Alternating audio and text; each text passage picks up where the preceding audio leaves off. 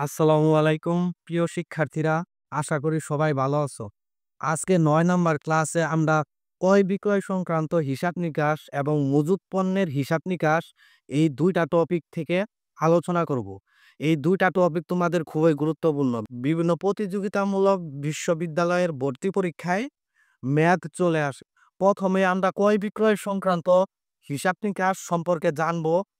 তারপর আমরা কি মজুত পণ্যের হিসাব নিকাশ সম্পর্কে জানবো। এই ২টি ক্লাস করার পরে ইনশাআল্লাহ তোমরা সকল ধরনের ম্যাথ খুব সহজেই করতে পারবা। কিছু টেকনিক এবং কৌশল রয়েছে, যে কৌশলগুলো অবলম্বন করলে তোমাদের অনেকটা সহজ হয়ে যাবে। এই টপিকগুলো বোঝার বিষয়, তোমাদের বুঝতে হবে। আজকে আমরা প্রথম স্লাইডে কি ক্রয় বিক্রয় সংক্রান্ত হিসাব নিকাশ সম্পর্কে জানবো। এই স্লাইডে বিভিন্ন ধরনের সূত্র আছে। ভয় পাওয়া কোনো কারণ নেই। এখানে কয়টা? ১২টা সূত্র আছে। আমরা আমরা এই সূত্রগুলা বুঝবো আগে। মুখস্থ করার কোনো প্রয়োজন নাই। অর্থাৎ মুখস্থ করতে হবে না তোমাদের। তারপর আমরা ২য় স্লাইডে ক্রয় বিক্রয় সংক্রান্ত হিসাব নিকাশের কি এমসিকিউ, বিভিন্ন বিশ্ববিদ্যালয়ে আসা এমসিকিউ প্র্যাকটিস করব। তারপর আমরা মজুত পণ্যের হিসাব নিকাশে চলে যাব। তো প্রথমে আমরা শুরু করি প্রথম থেকে। প্রথমে আমাদের কি আছে? বিক্রিত পণ্যের ব্যয়।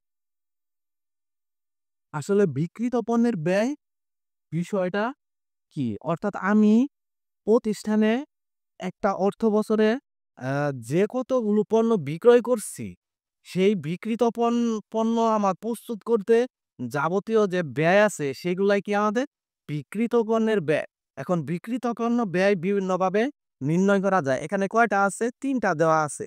আমরা প্রথমে আস্তে বুঝবো। প্রথমে কি আছে? বিক্রিত পণ্যের ব্যয়। বিক্রিত পণ্যের ব্যয় কি? প্রারম্ভিক মজুত। এই প্রারম্ভিক মজুত কোথা থেকে আসলো? আমরা যদি ২০২৪ সালে ব্যবসায় করে থাকি, তাহলে এই ২৪ সালে কি আমাদের সমাপনী একটা মজুত আছিল? সেটা কি ২৫ সালে কি প্রারম্ভিক হয়ে যাবে। ধরে নিলাম আমরা কি বিক্রিত পণ্যের ব্যয় ২৫ সালে বের করতেছি। তাহলে আমাদের কি চলে আসবে? প্রারম্ভিক মজুত। তারপরে কি এই যে কৃত পণ্যের ব্যয়, অর্থাৎ ২৫ সালে যে আমি পণ্য বিক্রয় করব, শুধু আমাদের প্রারম্ভিক মজুত দিয়ে হবে না। আমাদের কি পণ্য প্রস্তুত করতে হবে, বা উৎপাদন করতে হবে। তারপর কি করতে হবে? সেই পণ্যের যে আমাদের ব্যয় সেটা হবে। তারপরে কি?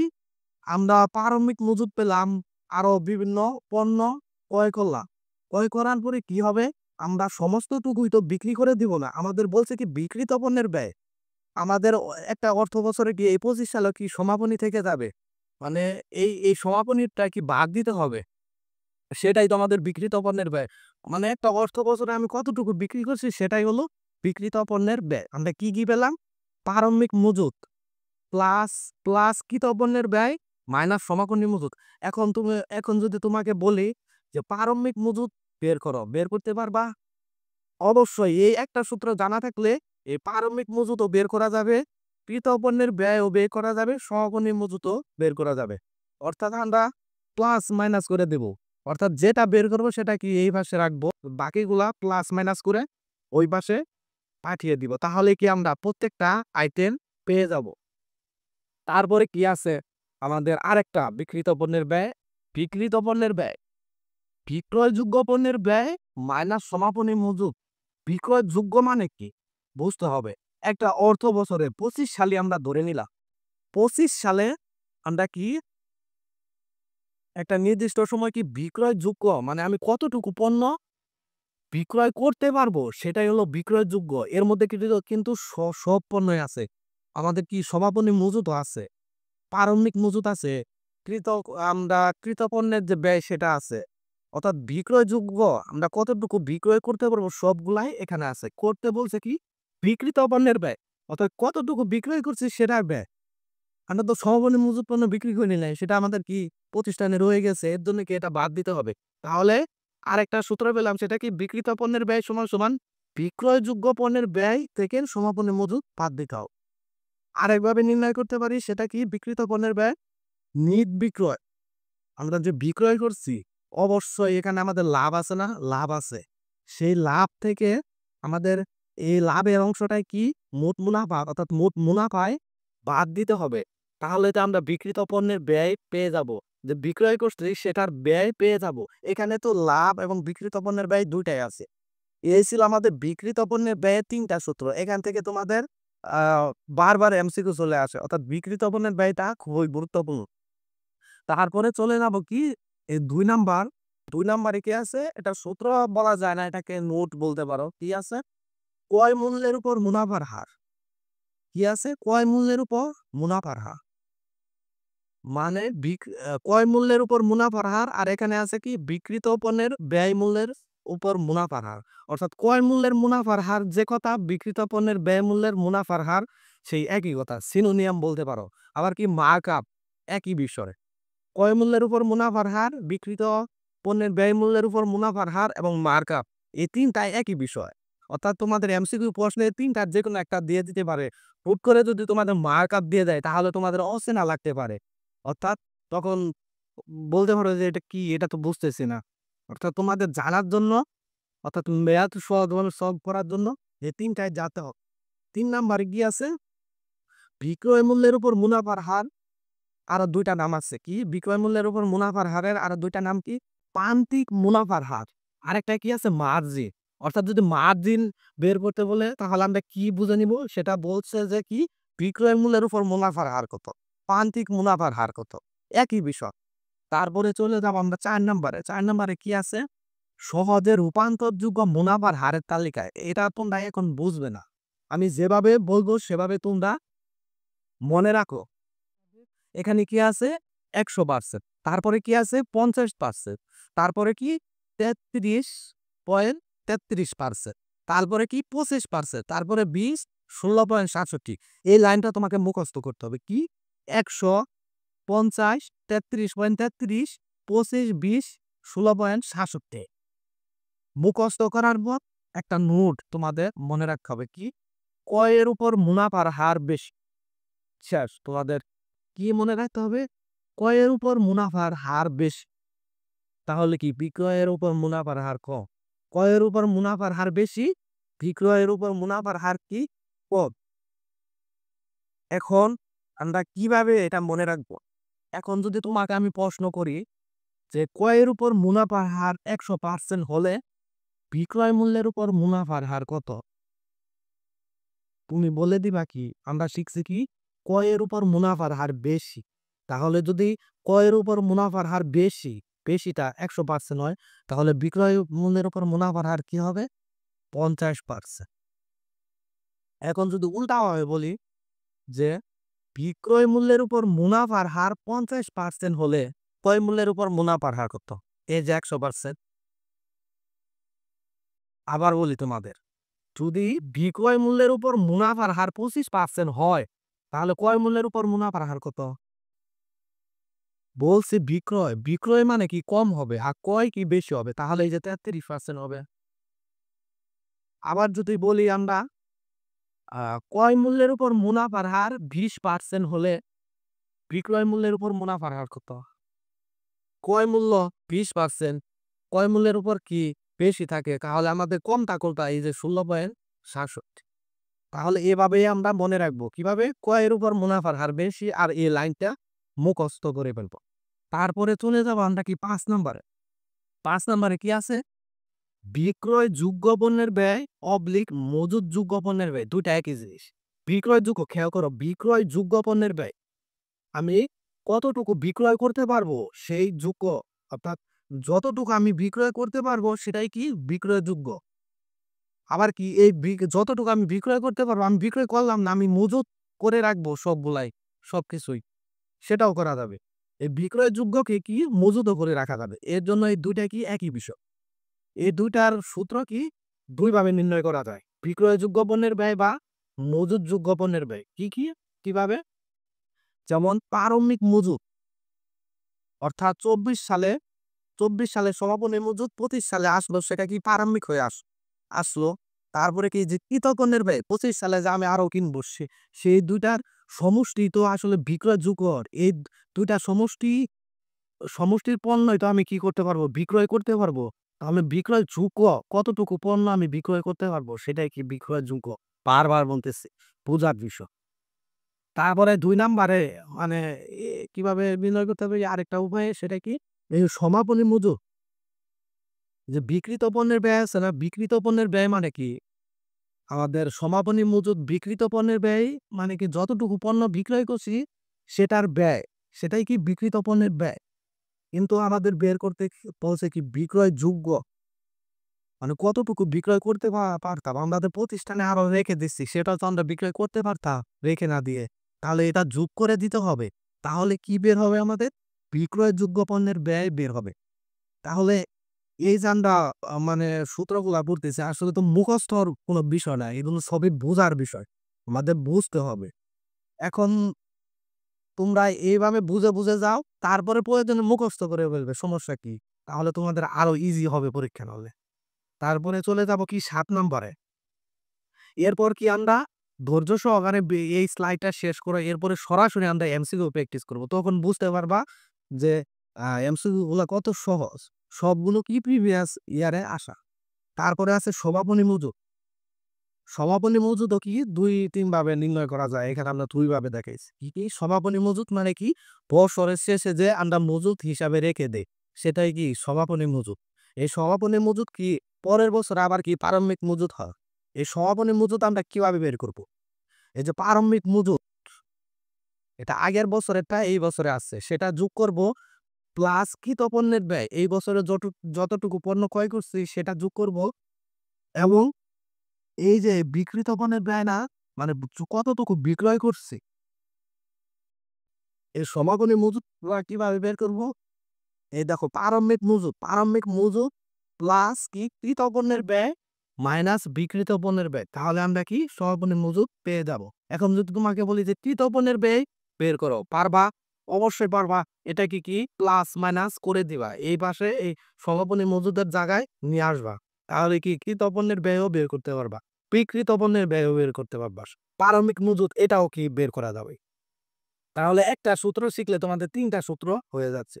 আরেকভাবে নির্ণয় করা যায় সমাপনী মজুত কি? যে বিক্রয়যোগ্য পণ্যের ব্যয়, বিক্রয়যোগ্য যতটুকু আমরা বিক্রয় করতে পারবো কিন্তু সবগুলা তো আমরা করি না। কিছু রেখে দেই। আমরা করছি কোনটুকু? এই যে বিক্রিত পণ্যের ব্যয়। তাহলে এখানে কি সমাপনী মজুত আছে? তাহলে এটা যদি এখান থেকে বাদ দেই তাহলে কি আমাদের সমাপনী মজুতটা থেকে যাবে। তারপরে আছে প্রারম্ভিক মজুত। প্রারম্ভিক মজুত কি? বছরের যে পরিমাণটা থাকে এটা কিভাবে নির্ণয় করব? এই সমাপনী মজুদের সাথে কি বিক্রিত পণ্যের ব্যয় যোগ হবে। যোগ হওয়ার পর কি আমাদের কৃত পণ্যের ব্যয় বিয়োগ হয়ে যাবে। তাই আমরা কি পেয়ে যাবো? প্রারম্ভিক মজুত। একইভাবে তোমাকে যদি বিক্রিত পণ্যের ব্যয় বের করতে পারে বের করবে এপাশ ওপাশ করে। তারপরে প্রারম্ভিক মজুত পণ্যের আরেকটা সূত্র কি? বিক্রয়যোগ্য পণ্যের ব্যয় মাইনাস কৃত পণ্যের ব্যয়। এই ছিল তোমাদের ৭ টা সূত্র। ৮ নম্বরে কি আছে? মোট মুনাফা। মোট মুনাফা কিভাবে পাবো? আমরা যে নিট বিক্রয় যতটুকু পণ্য বিক্রয় করছি সেটা থেকে আমাদের যে যতটুকু পণ্য বিক্রয় করছি সেটার যে বিক্রিত পণ্যের ব্যয় সেটা বাদ দিলে কি আমরা মোট মুনাফা পেয়ে যাব। এখন নিট বিক্রয়, এই যে নিট বিক্রয় এখানে আছে। এই সূত্রের মাধ্যমে আমরা এপাশ ওপাশ করলে কি নিট বিক্রয় পাবো। নিট বিক্রয় কি? বিক্রিত পণ্যের ব্যয় যোগ মোট মুনাফা। এই যে মোট মুনাফা। এখন যদি বলি বিক্রিত পণ্যের ব্যয় কি? এই যে এই পাশে রেখে দেবো। তারপরে কি এপাশ ওপাশ করলে আমাদের কি বিক্রিত পণ্যের ব্যয়ও বের হয়ে যাবে। এখন তোমাদের প্রায়ই প্রশ্নে আসছে যে বিক্রয়ের উপর মুনাফার হার কত? এটা কিভাবে বের করবা? শর্ট টেকনিক, যেটার উপর মুনাফার হার নির্ণয় করতে বলবে সেটা কি নিচে দিয়ে দিবে। এখানে কি বিক্রয়, এর জন্য বিক্রয় নিচে দিলাম, উপরে মুনাফা থাকবে এবং এই যে পার্সেন্টেজ থাকবে। এই যে ক্রয় মূল্যের উপর মুনাফার হার, এই যে নিট ক্রয় নিচে উপরে মুনাফা, এই যে পার্সেন্টেজ। এইভাবে বের করতে হবে। এই ছিল তোমাদের কি বিভিন্ন সূত্র এবং নোটগুলো। এই পর্যায়ে আমরা ক্রয় বিক্রয় সংক্রান্ত যে সূত্রগুলা বা টেকনিকগুলা শিখলাম, সেই সূত্রের আলোকে বিভিন্ন বিশ্ববিদ্যালয়ে বিগত বছরে আসা এমসিকিউ গুলা প্র্যাকটিস করব। অর্থাৎ তোমাদের দেখাবো বরাবর সূত্র মুখস্থ না করেও কিভাবে কৌশলে আমাদের এই বিভিন্ন বিশ্ববিদ্যালয়ে আসা এমসিকিউ গুলা সলভ করা যায়। অর্থাৎ তোমাদের এই এমসিকিউ গুলো বোঝার বিষয়, বুঝতে হবে। তাহলে এমসিকিউর উত্তর খুব সহজেই বের হয়ে যাবে। তো চলো আমরা শুরু করি কিভাবে আমরা ম্যাথ গুলো সলভ করব। প্রথমে ১ নম্বর এমসিকিউতে কি আছে আমাদের? বলে দিছে প্রারম্ভিক মজুত মাল কত? ৭,৫০০ টাকা। ক্রয় ৫২,৫০০ টাকা। বিক্রয় কত? ৫০,০০০ টাকা এবং লাভের হার কত দেওয়া আছে? ২০%। এই যে লাভের হার যে দেওয়া আছে, এই লাভের হার কার উপরে আছে? কিভাবে বুঝবো? তোমাদের একটি টেকনিক মনে রাখতে হবে কি? যদি লাভের হার কার উপরে সেটা বলা না থাকে তাহলে সেটা কি বিক্রয়ের উপরে ধরতে হবে। আর যদি বলে দেয় তাহলে তো বলে দিলই। তাহলে এখানে কি আমাদের লাভের হারটা কার উপরে সেটা বলে দেয় নাই। এর জন্য কি আমাদের এই লাভের হারটা কি বিক্রয়ের উপরে ধরে নিতে হবে। তারপরে বলছে যে সমাপনী মজুত মাল কত? অর্থাৎ সমাপনী মজুত মাল আমাদের নির্ণয় করতে বলছে। এখন দেখো তোমাদের পারমিত মজুত ক্রয় এখানে কোনো কাজ নাই। আমাদের লাভের হার কত আছে? 20%। এই লাভের হারটা যদি এই যে এই বিক্রয় থেকে যদি আমরা লাভের হার 20% লাভের হার বের করি তাহলে কি হয়? এই যে দেখো এই ৫০,০০০ এক ঘর গেলে কি আমাদের কি হয়? 10%। 10% এ কত আসতেছে? ৫,০০০ টাকা। এটাকে যদি ডাবল করে দেই তাহলে 20% হয়। তাহলে টাকার পরিমাণ কত আসে? ১০,০০০ টাকা। এই ১০,০০০ টাকা কি আমাদের লাভের হার। এখন এই বিক্রয় থেকে যদি আমরা লাভের হার বাদ দেই, বিয়োগ করে দেই, তাহলে আমরা বিক্রিত পণ্যের ব্যয় পাই না। অর্থাৎ কি আমরা বিক্রয় করছি ৫০,০০০ টাকা। এখানে তো অবশ্যই লাভ আছে। লাভ কত? সেটা 20%। কত রেখা? ১০,০০০ টাকা। এই লাভটা বাদ দিলাম। তাহলে আমরা কি বিক্রিত পণ্যের ব্যয় পেলাম। অর্থাৎ বিক্রয় করছি সেটার ব্যয় পেলাম। সেটা কত পেলাম? ৪০,০০০ টাকা। এখন দেখো আমাদের বলছে যে সমাপনী মজুত মাল কত? এই সমাপনী মজুত মাল বের করার জন্য কি এই যে আমাদের প্রারম্ভিক মজুত কত আছে? ৭,৫০০ টাকা এবং ক্রয় কত আছে? ৫২,৫০০ টাকা। এটা কি আমাদের যোগ করতে হবে। যোগ যদি করি তাহলে কত হয়? ৭,৫০০ আর ৫২,৫০০ তাহলে ৬০,০০০ টাকা হয়। এই ৬০,০০০ টাকা থেকে আমাদের কি বিক্রিত পণ্যের ব্যয় বাদ দিতে হবে। তাহলে কি পাবো আমরা? সমাপনী মজুত পেয়ে যাব। অর্থাৎ এই ২ টার ভিতরে কি আমাদের সমাপনী মজুত আছে। তাহলে যদি সমাপনী মজুত থেকে থাকে এই ২ টার পরিমাণ কত? ৬০,০০০ টাকা। এই ৬০,০০০ টাকা থেকে কি আমরা ৪০,০০০ টাকা বাদ দিলে কত? ২০,০০০ টাকা। এই যে ২০,০০০ টাকা। এটা হলো উত্তর। তারপরে কি আছে আমাদের ২ নম্বরে রংধনু শু স্টোরের প্রারম্ভিক মজুত পণ্যের জের কত? ২৫,০০০ টাকা। অর্থাৎ এটা আগের বছরে সেটা কি? আগের বছরের সমাপনী সেটা এই বছরে কি? প্রারম্ভিক মজুত হিসাবে চলে আসছে। উক্ত হিসাবকালে ক্রয় কত? ক্রয় আমাদের কত আছে? ৫০,০০০ টাকা। ক্রয় ফেরত ২৫০০ টাকা এবং আন্তঃপরিবহন ব্যয় কত? ১৫,০০০ টাকা। এই আন্তঃপরিবহন মানে কি আমাদের? আন্তঃপরিবহন মানে হচ্ছে ক্রয় পরিবহন।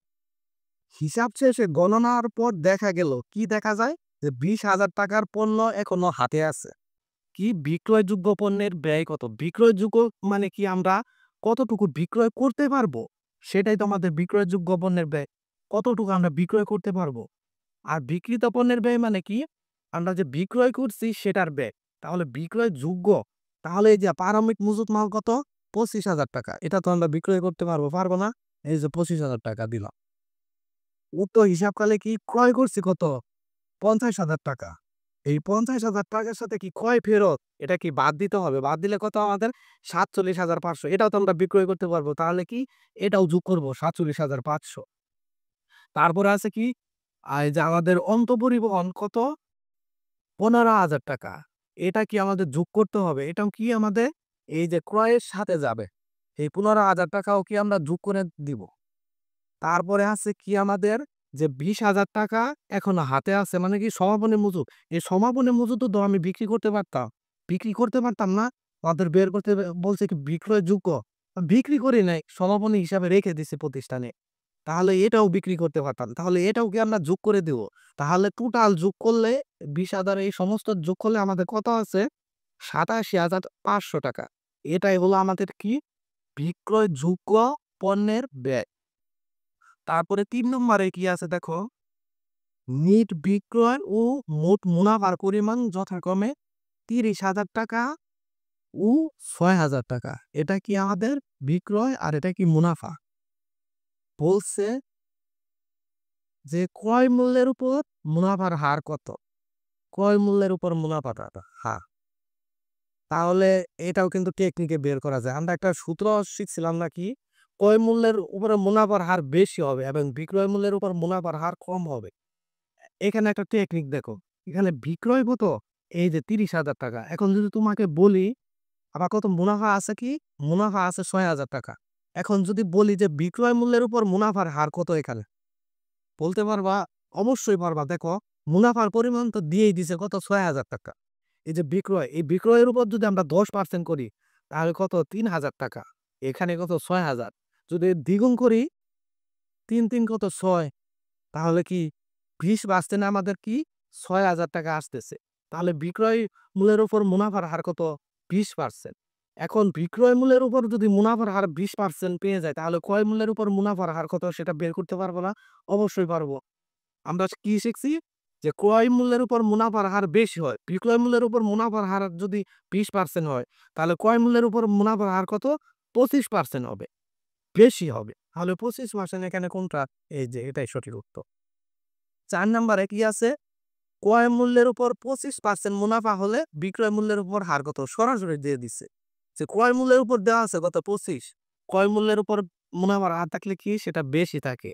আর বিক্রয় মূল্য, এই যে বিতে বিয়োগ হিসাবে বিবেচনা করতে পারো, বিতে বিয়োগ মানে কম, তাহলে বিক্রয় মূল্যের উপর মুনাফার হার কম হবে। তো 25-এর কম কোনটা আছে আমাদের, 25-এ কম পরের দাম কি, 20%। এটাই উত্তর। এখন যদি বলতো যে ক্রয় মূল্যের উপর মুনাফার হার কি আমাদের 20%, তখন বিক্রয় মূল্যের উপর মুনাফার হার কত হতো আমাদের? বিক্রয় মূল্যের উপর মুনাফার হার কত হতো, কম হতো, 16.67% হতো। এই ছিল আমাদের পণ্য ক্রয় বিক্রয় সংক্রান্ত হিসাব নিকাশের বিভিন্ন বিশ্ববিদ্যালয়ে আসা ম্যাথগুলো। এভাবেই তোমরা বুঝে বুঝে ম্যাথগুলো সলভ করবে। আমাদের যেহেতু হোয়াইট বোর্ডে লিখতে হয়, এর জন্য অতিরিক্ত বেশি আকারে তোমাদের ম্যাথ সলভ করা সম্ভব হচ্ছে না। তোমরা প্র্যাকটিস করো, ইনশাআল্লাহ তোমাদের ভালো কিছু হবে। বই থেকে তোমরা বেশি বেশি প্র্যাকটিস করো, বিশেষ করে ওই সূত্র এবং টেকনিকগুলো তোমরা কি আয়ত্ত করার চেষ্টা করবে।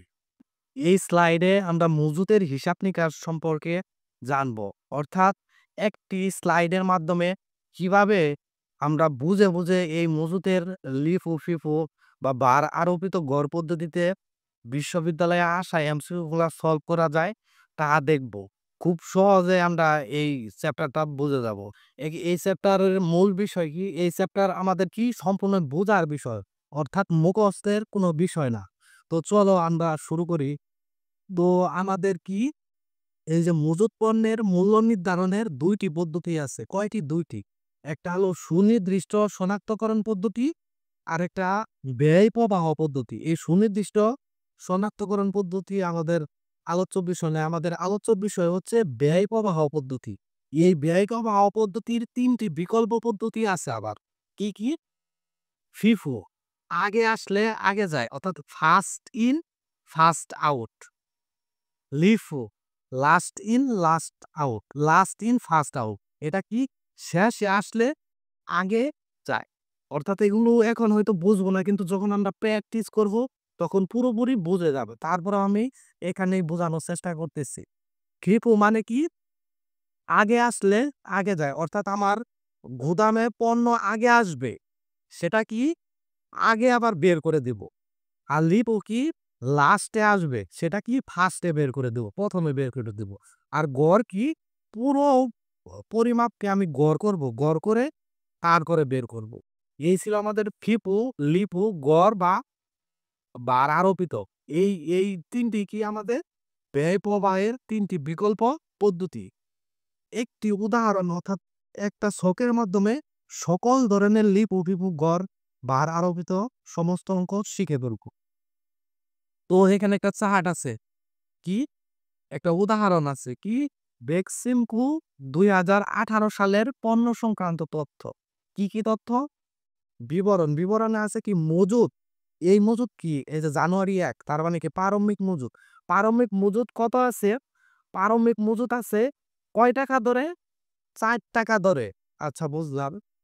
ক্রয়, এই যে 19শে মার্চ ক্রয় করছে কত? 5,000 একক। আরো 5,000 একক ক্রয় করছে কত টাকা ধরে? 7 টাকা ধরে। আবারও ক্রয় করছে কত তারিখে? 25শে নভেম্বর। কয় হাজার একক? 4000 একক। কয় টাকা দরে? 9 টাকা দরে। তো সর্বশেষ ডিসেম্বর মাসে দেখা গেছে কি 31শে ডিসেম্বরে কি মজুতের পরিমাণ অর্থাৎ মজুদের পরিমাণ কত? 3000 একক। এই ছিল আমাদের তথ্য। এখন ১ নাম্বার প্রশ্নে বলছে যে ফিফো পদ্ধতিতে সমাপনী সমাপনী মজুদ কত? কিভাবে বের করবে? এখানে কয়টা? ৬ টা। এটা ৬ নাম্বার হবে, এটা ৭ নাম্বার হবে। অর্থাৎ এটা কি? এটা কি আমাদের ৫ নাম্বার হবে আর এটা কি ৬ নাম্বার হবে। অর্থাৎ এই ৬ টা ম্যাথ আমরা কি সলভ করব ধাপে, ধাপে। ১ম এ ১ নাম্বারটা দেখব। ১ নাম্বারে কি বলছে? FIFO পদ্ধতিতে সমাপনী মজুদের পরিমাণ কত? FIFO মানে কি? First in first out. খেয়াল করো। অর্থাৎ ফার্স্ট এ আসবে, ফার্স্ট এ চলে যাবে। তাহলে এই যে শুরু, এই যে এইগুলা কি? এই উপরের দিকে গুলা কি আমাদের শুরুর দিক আর নিচের গুলা কি শেষের দিক। আর এই যে আমাদের বছর শেষে যে সমাপনী, এই সমাপনীর পরিমাণ এটা। ঠিক আছে? এখন বলছে ফিফো পদ্ধতিতে সমাপনী মজুদের পরিমাণ কত? এই যে 3000 একক, এই 3000 এককে পরিমাণ কত টাকা? তাহলে একটা জিনিস খেয়াল করো এখানে টোটাল কত আছে আমাদের? 4000, 5000, 1000 যোগ করলে 10,000 একক। 10,000 এককের মধ্যে 7,000 একক বিক্রি হয়ে গেছে। আর 3000 একক আমাদের কি মজুত রয়ে গেছে। এখন এই ফিফো পদ্ধতিতে মজুতের এই মজুত যে রয়ে গেছে 3000 একক, এই 3000 এককের দাম বের করতে হবে। তাহলে ফিফো পদ্ধতিতে 7,000 টাকা আমরা বিক্রি করে দেই ১ম এ। আচ্ছা, তারপরে বাকি যে 3000 থাকবে সেটাই তো আমাদের সমাপনী মজুত, সেটার মূল্য বের করে দেব। এই যে চলে গেল না আমাদের থাকে কত? এই যে 3000, 3000 একক না কয় টাকা দরে সেটা? ৯ টাকা দরে। এই যে ৯ কে আমরা আমাদের ৩,০০০ টাকা গুণ দিতে হবে। তাহলে আমরা কত পেয়ে যাব? লিফো পদ্ধতিতে সমাপনী মজুতের পরিমাণ পেয়ে যাব। ৭,০০০ এখন বিক্রি করে দিছি, রয়ে গেছে ৩,০০০, ৯ টাকা দরে ফিফো পদ্ধতিতে। কত? ৩ নং ২৭, এই যে ২৭,০০০ টাকা উত্তর। ঠিক আছে? ১ নাম্বার সলভ। ২ নাম্বারে কি বলছে? লিফো পদ্ধতিতে সমাপনী মজুতের পরিমাণ কত? আগে করছে ফিফো, এখন কি লিফো। লিফোতে কিভাবে করব? লিফো কি? লিফো মানে কি? শেষে আসলে আগে যায়। এই যে শেষে যে প্রোডাক্ট গুলা আসছে আমার এই শেষের দিকে, সেটা কি আমাদের আগে সেল দিতে হবে। তাহলে আমরা ৭,০০০ একক শেষের দিক দিয়ে সেল দিয়ে দিব বা সরিয়ে দিব। তারপরে আমাদের যে ৩,০০০ এ শুরুর দিকে থাকবে সেটাই কি আমাদের সমাপনী মজুত হবে। যেহেতু সমাপনী মজুত ৩,০০০ একক, অবশিষ্ট ৩,০০০ একক কি সমাপনী মজুত। তাহলে এখানে ৪,০০০ একক চলে গেল। ৪,০০০ আমাদের চলে যেতে হবে ৭,০০০, থাকবে কত? ৩,০০০। তাহলে এখান থেকে যদি কত চলে যায়? ৪,০০০ চলে যায়। তাহলে আরো কত দিতে হবে? ৩,০০০ চলে যেতে হবে। তাহলে এই ৪,০০০ এর সাথে যদি ৩ যোগ করি ৭,০০০ হয়। তাহলে এই ৫,০০০ এর এখান থেকেও ৩,০০০ চলে যাবে। তাহলে থাকবে কত? ২,০০০। এই ২,০০০ আর ১,০০০ কত হয়? ৩,০০০। এটাই আমাদের যোগ-বিয়োগ করে বের করতে হবে লিপো পদ্ধতিতে সমাপনী মজুদ। ২,০০০ যদি থাকে ৭ এর ২ টা গুণ দিলে আমাদের কত হয়? ১৪। অর্থাৎ ২,০০০ এ ৭ টা গুণ দিলে কত হয়? ১৪,০০০ টাকা। ১৪,০০০ লিখলাম। আর ৪ এর ১,০০০ টাকা গুণ দিলে কত? ৪,০০০ টাকা। তাহলে আমাদের কত হয়? ১৮,০০০ টাকা। এই যে ১৮,০০০ টাকা উত্তর। বুঝতে হবে কিন্তু বোঝার বিষয়। লিফো পদ্ধতিতে সমাপনী মজুদ কত? লিফো মানে কি? লাস্টে আসবে, ফার্স্টে চলে যাবে। এই যে লাস্টের দিকে যেগুলো আছে এগুলো আমাদের আগে ৭,০০০ টাকা সেল দিয়ে দিতে হবে। তারপরে যে ৩,০০০ থাকবে সেটাই কিন্তু সমাপনী মজুদ। টোটাল কিন্তু ১০,০০০। আমাদের ৭,০০০ টাকা চলে গেছে, বিক্রি হয়ে গেছে, রয়ে গেছে ৩,০০০। এই লিফো পদ্ধতিতে এই ৩,০০০ এর টাকার অঙ্ক বের করতে বলেছে। এই ৩,০০০ এর টাকার অঙ্ক শুরুর দিকে পাবো। সেটা আমরা কত পেলাম? এই যে ১৮,০০০ টাকা। তারপরে ৩ নাম্বারে কি বলছে? লিফো পদ্ধতিতে বিক্রিত পণ্যের ব্যয় কত? খেয়াল করার বিষয়। আমরা আগে বের করলাম কি? সমাপনী মজুদ। এখন এই যে বিক্রি করছি যে ৭,০০০ একক, সেই ৭,০০০ এককের দাম কত? সেটা কোন পদ্ধতিতে? ফিফো পদ্ধতিতে। First in first out. যে পরিমাণটা বিক্রি করছি, কত বিক্রি করছি, তাহলে এই যে ১,০০০ চলে গেল। এখানে কত আছে? ৫,০০০। ৫ আর ১ কত? ৬,০০০। আরো ১,০০০ লাগবে। এখান থেকে আরো ১,০০০ নিতে হবে। তাহলে আমাদের কত? ৭,০০০ হবে। তাহলে আমরা গুণ করে দেই। এই ৪ এর সাথে ১,০০০ গুণ করলে কত আমরা? ৪,০০০ পাবো। ৪,০০০। এই যে ৪,০০০ ধরলাম আমরা। তারপরে কি? এই ৭ এর সাথে ৫ ৭ কত? ৩৫। এই যে ৩৫,০০০। তারপরে কি? এখান থেকে ১,০০০ হবে ৯,০০০। এই যে ৯,০০০ আরো ৯,০০০। তাহলে মোট যোগ করলে কত হয়? ৪৮,০০০। তারপরে ৪ নাম্বারে কি বলছে আমাদের? লিফো পদ্ধতিতে বিক্রিত পণ্যের ব্যয়। আগে বের করছি ফিফো, এখন কি লিফো। মানে কি? আমাদের লিফো কি? Last in first out. অর্থাৎ লাস্টে যা আসছে আমাদের শেষের দিকে, সেটা কি ফার্স্টে দিয়ে দিতে হবে। তাহলে ফার্স্টে দিয়ে দিব, তাহলে কিভাবে দিব? লাস্টে আমাদের কত আসছে? এই যে ৪,০০০। অর্থাৎ শেষের দিক থেকে আমাদের কত? ৭,০০০ এখন বিক্রি করে দিতে হবে। এখানে কত? এখানে কত আছে? ৪,০০০। লাগবে ৭,০০০। এখানে কত? ৫,০০০। তাহলে ৯,০০০ হয়ে যায়। এখানে যদি ৪,০০০ হয়, তাহলে এখান থেকে আরো কত নিতে পারবো? ৩,০০০ নিতে পারবো। তাহলে ৩ নং কত? এখানে আসে ২৭,০০০ টাকা। আর এখানে কত? ৪ নং ৩৬, ৩৬। তাহলে যোগ করলে কত হয় আমাদের? ৫৭,০০০ টাকা। তো বুঝতে হবে কিন্তু লিপো পদ্ধতিতে বিক্রিত পণ্যের ব্যয়। অর্থাৎ আমরা যে বিক্রি করছি ৭,০০০, এই ৭,০০০ এর টাকা বের করতে হবে। কোন পদ্ধতিতে? লিপো। লিপো মানে কি? লাস্টে যেটা আসছে, এই যে লাস্টে আসছে। লাস্টে যেটা আসছে সেটা কি ফার্স্টে দিতে হবে। তাহলে এটা ফার্স্টে নিতে হবে। তারপরে সিরিয়াল এটা, তারপরে সিরিয়াল এটা, তারপরে সিরিয়াল এটা। শেষের দিকে যেতে হবে। শেষের দিক থেকে ৭,০০০ পর্যন্ত গেলে কত? এখানে ৪,০০০, ৭,০০০ মিল করতে আরো এখানে কত? ৩,০০০ লাগবে। এটিকে আমরা মাল্টিপ্লাই করে দিচ্ছি, কত আসছে? ৫৭,০০০ টাকা। তারপরে কি ৫ নাম্বারে কি বলছে? পার আরোপিত গড় পদ্ধতি অনুযায়ী সমাপনী মজুতের মূল্য কত? গড় করে বের করতে হবে। পার আরোপিত গড়, এই যে গড় আছে, এটা কিভাবে বের করব? এই গড় পদ্ধতিতে বের করার জন্য সহজ বিষয়। এটা ফিফো লিফোর এই যে মতো ফার্স্ট লাস্ট এইভাবে চিন্তা করা যাবে না। গড় হিসাবে চিন্তা করতে হবে। কিভাবে? প্রথমে আমাদের কি করতে হবে? এই যে আমাদের যে একক আছে, এই একক দিয়ে প্রথমে টাকার অঙ্ক, এটাকে মাল্টিপ্লাই করতে হবে। করলাম, সেকেন্ডটা করলাম, থার্ডটা করলাম। এই করার পর প্রত্যেকটা কি যোগ করতে হবে, প্রত্যেকটা যোগ করতে হবে। যোগ করার পর কি ৭৫,০০০ টাকা আসছে। তারপরে আমাদের কি যে একক আছে, এই যে একক, এই একক দ্বারা কি করতে হবে আমাদের? কয় হাজার একক আছে?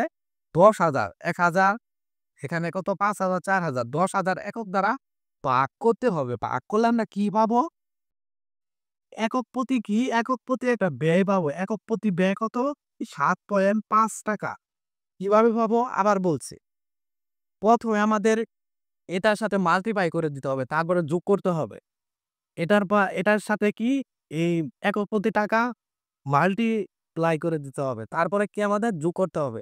এই যে ১ নাম্বারটা গেল, ২ নাম্বারটা গেল, ৩ নাম্বারটা। ওই যোগ করার পরে গুণ করে যোগ করার পরে ৭৫,০০০ টাকা থাকবে। তারপরে আমাদের টোটাল যে একক আছে, সেই একক দ্বারা ভাগ করতে হবে। ভাগ করার পর আমরা কি? একটা একক প্রতি ব্যয় পাবো। এটা তো আলাদা, আলাদা ৪ টাকা, ৭ টাকা, ৯ টাকা ছিল। কিন্তু গড় পদ্ধতিতে কি পাবো?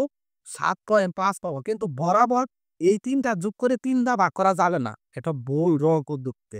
আমাদের প্রথমে এটার সাথে এটা মাল্টিপ্লাই করতে হবে, এটার সাথে এটা মাল্টিপ্লাই করতে হবে, এটার সাথে এটা মাল্টিপ্লাই করে তারপরে কি মোট একক দ্বারা আমাদের কি ভাগ করতে হবে। তাহলে ভাগ করার পর আমরা কত পেলাম? ৭.৫। এখন বলছে কি? যে ভার আরোপিত গড় পদ্ধতিতে অনুযায়ী সমাপনী মজুতের পরিমাণ কত? সমাপনী মজুতের পরিমাণ কত? ৩,০০০ একক। তাহলে ৩,০০০ কে ৭.৫ দ্বারা গুণ করতে হবে। গুণ করলে কত পাবো? ২২,৫০০ টাকা। এটাই আমাদের উত্তর। তারপরে আমাদের ৬ নাম্বারে কি আছে? ভার আরোপিত গড় পদ্ধতি অনুযায়ী বিক্রিত পণ্যের ব্যয় কত? বিক্রি করছি কত? ৭,০০০। সমাপনী মজুত কত? ৩,০০০। এই ৭.৫ কে আমাদের কি? ৭,০০০ কে ৭,০০০ দ্বারা গুণ করতে হবে। তারপরে আমরা কি পাবো? ৫২,৫০০ টাকা পাবো। সেটাই কি? বিক্রিত পণ্যের ব্যয়। এই ছিল আমাদের লিপ রিভিউ চ্যাপ্টারের সমস্ত ম্যাথ, এই ম্যাথ মানে একটা উদ্দীপক দিয়ে দিবে আমাদের, যে কোনো একটা চাইতে পারে। চাওয়ার পরে আমাদের অপশন দিয়ে দিবে ৪ টা। একটা উত্তর বের করতে হবে। তারপরে এখানে কি আছে, গুরুত্বপূর্ণ ২ টি এমসিকিউ। মানে এই ২ টা এমসিকিউ যে বিভিন্ন বিশ্ববিদ্যালয়ে কতবার আসছে অগণিত। তো এই ২ টা মধ্যে অনেকে বের বাজিয়ে দেয়, বুঝে না। মানে বারবার ভুল করে, বারবার ভুল করে। মুখস্থ করার পরেও ভুল হয়ে যায়। একই জিনিস তো এর জন্য। তো এই ২ টা এমসিকিউ সলভ করার জন্য কিছু কৌশল আছে। ১ম এমসিকিউতে কি আছে? মুদ্রাস্ফীতির সময়। মুদ্রাস্ফীতি মানে কি? মুদ্রাস্ফীতি মানে কি? দাম বেড়ে দেওয়া। ঊর্ধ্বগামী। এটা মনে রাখতে হবে, ঊর্ধ্বগামী। ঊর্ধ্বগামীর সময় কোন মজুত পদ্ধতি অধিক কার্যকর? এটার উত্তর কি? ফিফো।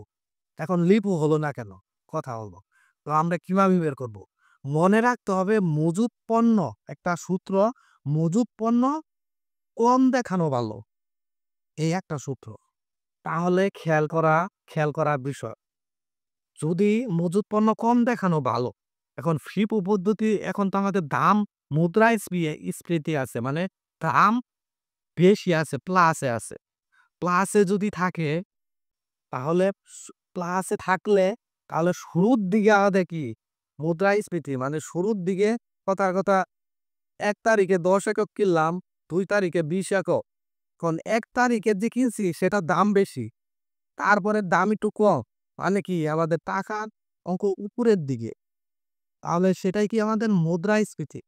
এখন ফিফো পদ্ধতিতে কি আসলে মজুত পণ্য কম দেখায়? কিভাবে দেখায়? দেখা গেছে যে ফিফো পদ্ধতি যদি অনুসরণ করি আমরা, ফিফো পদ্ধতি মানে কি ফার্স্ট ইন ফার্স্ট আউট। এই যে ১ তারিখের যে বেশি টাকার মূল্য সেটা চলে গেল। তারপরে কি একটু বেশি, তারপরে কি কম, অর্থাৎ ডাউন হতে থাকবে। তাহলে শুরুর দিকের উচ্চ মূল্যে প্রোডাক্ট গুলা চলে যাচ্ছে। চলে গেলে তারপরে কি আমাদের সমাপনী ডাউন, কম দামের প্রোডাক্ট নিচের দিকে থাকবে না? তাহলে কি সমাপনী মজুত আমার কম দেখানো হচ্ছে না? এর জন্য কি ফিফো হইছে। কেন হইছে আবারও বলি। মুদ্রাস্ফীতি মানে কি? শুরুর দিকে টাকার অঙ্ক পরিমাণ বেশি, অর্থাৎ মুদ্রাস্ফীতি মানে বেশি, প্রোডাক্টের দাম বেশি। শুরুর দিকে যদি বেশি থাকে এবং যদি আমরা ফিফো পদ্ধতি অনুসরণ করি, তাহলে বেশি টাকার মূল্য চলে যাচ্ছে, কম টাকার মূল্য সমাপনী মজুত হিসাবে থেকে যাচ্ছে। তখন কি মজুতের পরিমাণ কম হচ্ছে, টাকার অ পরিমাণ। তাহলে আমরা কি শিখছি? যে মজুত পণ্য কম দেখানো ভালো। তাহলে তো ফিফোই ভালো। লিপো হইলে কি হইতো? লিপো হইলে তো লাস্টের দিকে চলে যেত। অর্থাৎ কম দামের পণ্য আগে চলে যেত। সমাপনী পণ্য হিসাবে বেশি দামে থাকতো। তখন তো মজুত পণ্যের পরিমাণ আমাদের বেশি হইতো। তাহলে তো হইতো না। সেটা হবে কখন? সেটা হবে মানে নিম্নগামী হলে। তাহলে একটা শিখলে আরেকটা হয়ে যাচ্ছে। মালের নিম্নগামী বাজার মূল্যের সময় কোনটি ভালো? তাহলে এটার উল্টাটা তখন কি? লিফো ভালো। বিষয়টা কি বোঝা যাচ্ছে? আবারও বোঝায়। মুদ্রাস্ফীতি মানে কি? শুরুর দিকে পণ্যের দাম বেশি। তাহলে ফিফো পদ্ধতি অনুসরণ করলে শুরুর দিকে পণ্য চলে যাচ্ছে। মজুত পণ্য হিসাবে আমাদের কম টাকার পণ্য থাকছে। আমরা সূত্র কি শিখছি? মজুত পণ্য কম দেখানো ভালো। তাহলে মজুত পণ্য কম দেখানো হচ্ছে কি? ফিফো পদ্ধতিতে। অন্যদিকে মালের নিম্নগামী মানে কি? আমাদের নিচের দিকের পণ্যের দাম বেশি। উপরের দিকে পণ্যের দাম কি? ডাউন। শুরুর দিকের পণ্যের দাম কি? ডাউন। তখন যদি আমরা লিফো পদ্ধতি অনুসরণ করি, নিচের দিকে দাম বেশি, লিফো মানে কি? লাস্ট থেকে ফার্স্টে যাবো, অর্থাৎ শেষের দাগে যাবো। তাহলে শেষের দাম বেশি তখন। তখন যদি আগে চলে যায়, তাহলে আমাদের মজুত হিসাবে থাকবে কি? কম টাকার মূল্যের পণ্যগুলা। তখন কি আমাদের মজুত পণ্য কম দেখানো হবে। কারণ কি? আমরা শিখছি যে মজুত পণ্য কম দেখানো ভালো। তখন কি আমাদের লিফো হবে।